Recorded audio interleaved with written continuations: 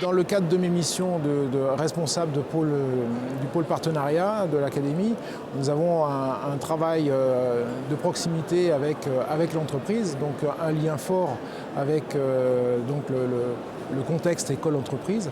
Et ce forum s'inscrit tout à fait dans l'action, la politique académique de développement de cette liaison école-entreprise. Ce qui est intéressant dans cette formule de forum, c'est qu'effectivement, plutôt que d'avoir des stands de visite des jeunes sur des métiers un peu, même quand ce sont des métiers manuels, on travaille plutôt sur du théorique. Là, on voit les jeunes travailler sur poste et on les voit travailler.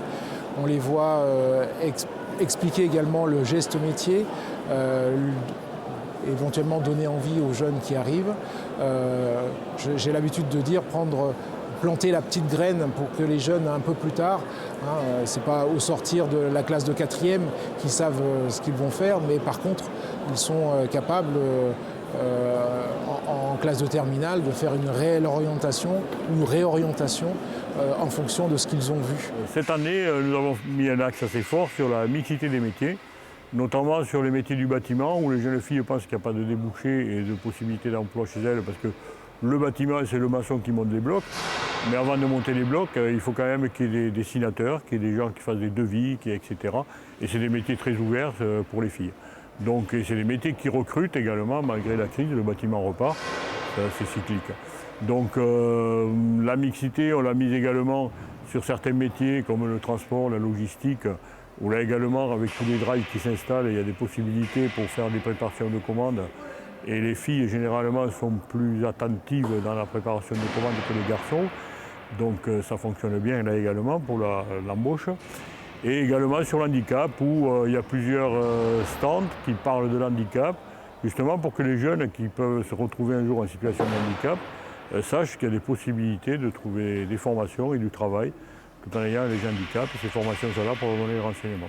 Nous avons également fait l'effort cette année sur l'engagement civique, avec pas mal d'associations qui sont venues, notamment le Téléthon, les Restos du Cœur, pour montrer aux jeunes qu'ils peuvent s'engager dès l'âge de 16 ans dans ces associations, comme la Croix-Rouge, voilà, donc pour leur dire qu'il y a autre chose que les tablettes numériques et les smartphones.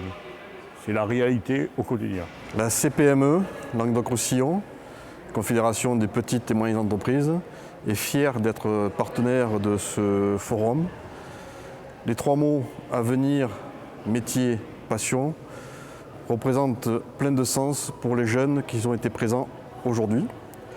Un de nos rôles en tant qu'organisation patronale est d'accompagner ces futurs entrepreneurs, ces futurs collaborateurs dans le cadre de leurs projets professionnels et personnels.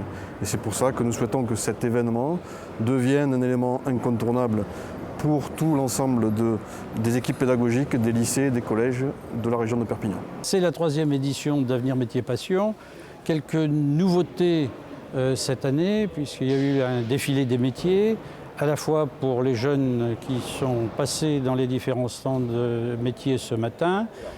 4000 jeunes ont participé aujourd'hui à ce salon, dans le cadre duquel il y a un certain nombre d'établissements qui venaient d'autres départements que DPO, notamment d'Andorre, de Midi-Pyrénées, de l'Aude, du Gard aussi également. Ces établissements nous ont permis de présenter un panel de métiers supplémentaires qui n'étaient pas présents l'an dernier, ce qui permet d'apporter une innovation supplémentaire et des propositions supplémentaires pour l'orientation des jeunes.